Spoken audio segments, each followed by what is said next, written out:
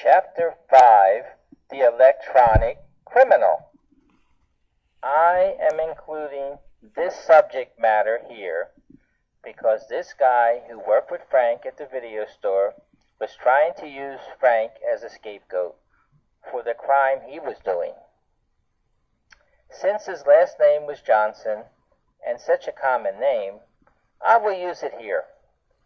The following is an excerpt from the story which I wrote when the video store was doing its investigation of Mr. Johnson. I will divulge the whole story later on. Mr. Johnson was just an average person trying to make ends meet when he was hired by the video store. But what he did while he was working there is why I called him an electronic criminal.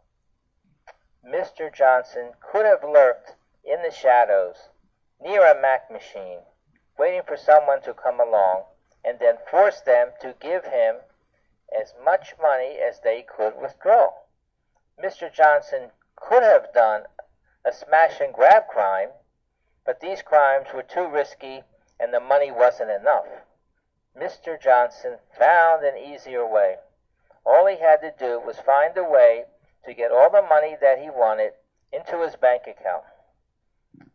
Mr. Johnson did this electronically, without using force or the fear of being caught in the act, by developing a scheme to transfer money from any credit card to his Mac Visa account. By using the video store's point-of-sale terminal, which was connected to the phone line. This was when Mr. Johnson made all the right moves. The video store figures that Mr. Johnson embezzled about 6 times what he made while he was employed at the video store. What really seems hard to believe is that the video store has used the same point-of-sale terminal for almost 10 years, and they never had a problem until Mr. Johnson came along. He used the video store as a front, and then Mr. Johnson created electronic money by forcing the bank's computer to make money available on the video store's point-of-sale terminal and then return the same amount to his Mac Visa account.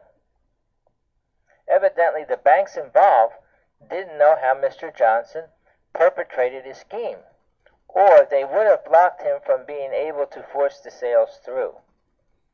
Mr. Johnson duped the point-of-sale terminal and used anyone's credit card number and expiration date, and then hit the force sale button, and then he duped the point-of-sale terminal again by making up a phony 6-digit approval number.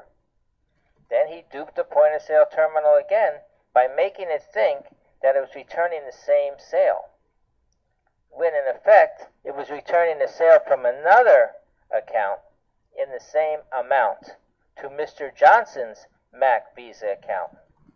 And then he duped the point-of-sale terminal again when he did settlement, which was 0. In the beginning of Mr. Johnson's scheme, the bogus sales were going undetected. The following will prove that Frank had nothing to do with Mr. Johnson's embezzlement scheme against the video store, and they were 100% sure that Frank was not involved. The video store was Frank's life for over 10 years. He didn't know Mr. Johnson until he started working there in December of 1996.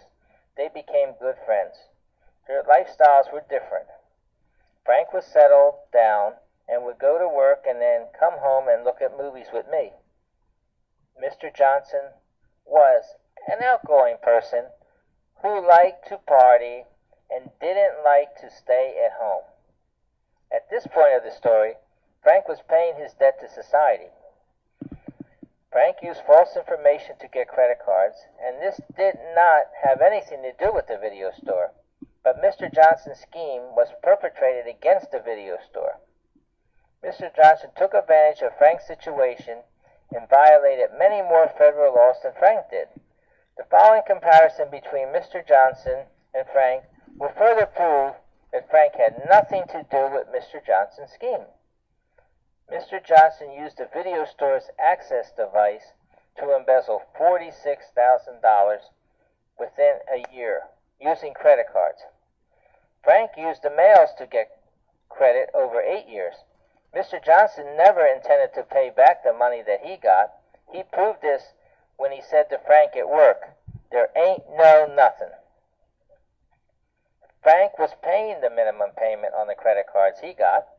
Mr. Johnson embezzled large sums of money in a short period of time. Frank got credit cards just to pay other credit cards over 8 years. Mr. Johnson was putting the money that he embezzled into other accounts to earn interest.